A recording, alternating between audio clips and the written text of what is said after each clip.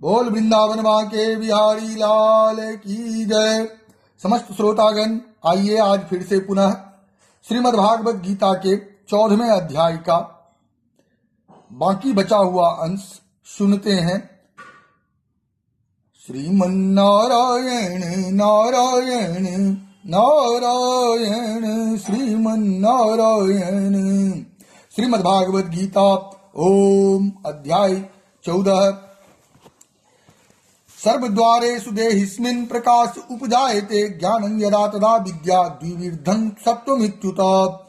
जिस समय इस देह में तथा अंतःकरण और इंद्रियों में चेतनता और विवेक शक्ति उत्पन्न होती है, उस समय ऐसा जानना चाहिए कि सत्वगुण बढ़ा है।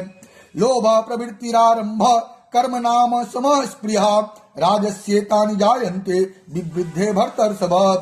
हे अर्जुन, रजोगुण के बढ़ने पर लोभ प्रवृत्ति, स्वार्थ बुद्धि से कर्मों का सकाम भाव से आरंभ, अशांति और विषय भोगों की लालसा, ये सब उत्पन्न होते हैं।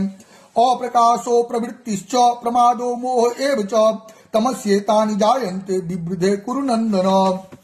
हे अर्जुन, तमोगुण के बढ़ने पर अंतःकरण और इंद्रियों में अप्रकाश, कर्तव्य कर्मों में अप्रवृत्ति और प्रमाद अर्थात व्यर्थ चेष्टा और निद्रादि अंतःकरण की मोहिनी वृत्तियां, ये सभी उत्पन्न होते हैं।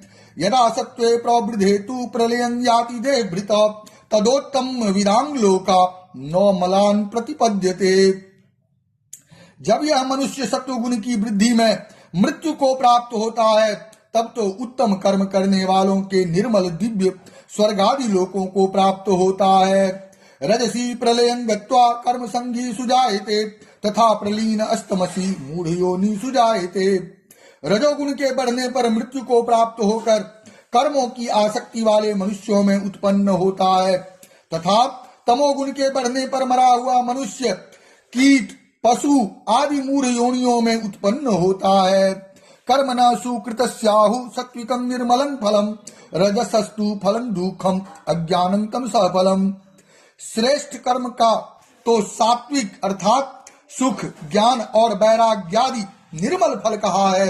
राजस कर्म का फल दुख एवं तामस कर्म का फल अज्ञान कहा है।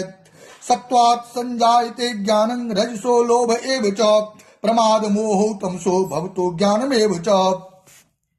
सत्व गुण से ज्ञान उत्पन्न होता है और रजोगुण से निसंदेह लोभ तथा तमोगुण से प्रमाद और मोह उत्पन्न होता है और अज्ञान भी होता है। ऊर्ध्वं गच्छन्ति सत्वस्था मध्ये तिष्ठन्ति राजसा जघन्य गुण वृत्तिस्था अधो गच्छन्ति तामसा।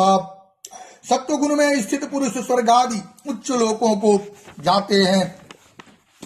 रजोगुण में स्थित राजस पुरुष मध्य में अर्थात मनुष्य लोक में ही रहते हैं और तमोगुण के कार्य रूप निद्रा, प्रमाद और आलस्यादि में स्थित तामस पुरुष अधोगति को अर्थात कीट, पशु आदि नीच योनियों को तथा नरकों को प्राप्त होते हैं।